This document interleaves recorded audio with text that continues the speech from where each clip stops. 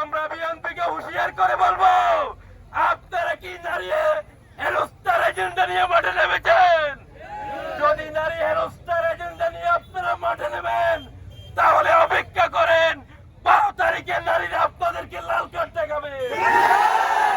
এদেশে সন্ত্রাসের রাজনীতি চলবে না, এই দেশে খুনের রাজনীতি চলবে না।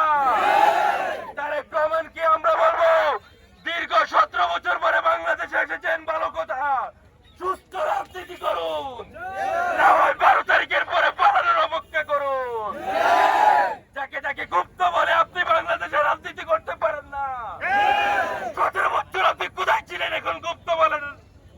সংগ্রামী উপস্থিতি, আমরা স্পষ্ট ভাষায় বলতে চাই, এই নোয়াখালী 1 আসনে কেউ যদি আবার আমার কোনো বোনকে হেনস্থা করে, আবার যদি কোন নারীকে হেনস্থা করে, আমরা তার দাঁত ভাঙা জবাব দেবো ইনশাআল্লাহ।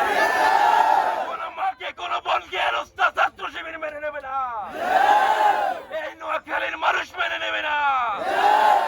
আমরা দেখতে পাচ্ছি এই সোনাইমুড়ি থেকে নোয়াখালীতে নারী হেনস্থা শুরু করেছে। একজন নেতার ইন্ধনে এই নারী হেনস্থা গুলো হচ্ছে। আমরা সেই নেতাকে আইনের কাঠ করে দাঁড় করাবো। এই দেশের ছাত্র সমাজ বেঁচে থাকতে কোন নারী হেনস্থাকারীদেরকে এই দেশে রাজনীতি করতে দেওয়া যায় না। সর্বোপরি বলতে চাই, আর মাত্র 11 দিন বাকি রয়েছে নির্বাচনের কোন পরিবেশ নষ্ট করে ইঞ্জিনিয়ারিং নির্বাচন করে যদি আপনারা ক্ষমতায় যেতে চান, তাহলে 13 তারিখে ছাত্র জনতা গোটা দেশের মানুষকে নিয়ে আপনাদেরকে সেই জায়গা থেকে বিতাড়িত করবে। সবাইকে আজকের এই কর্মসূচিতে আসার জন্য উদারত ধন্যবাদ এবং মোবারকবাদ জানিয়ে আমার বক্তব্য শেষ করছি। আসসালামু আলাইকুম ওয়া রাহমাতুল্লাহ।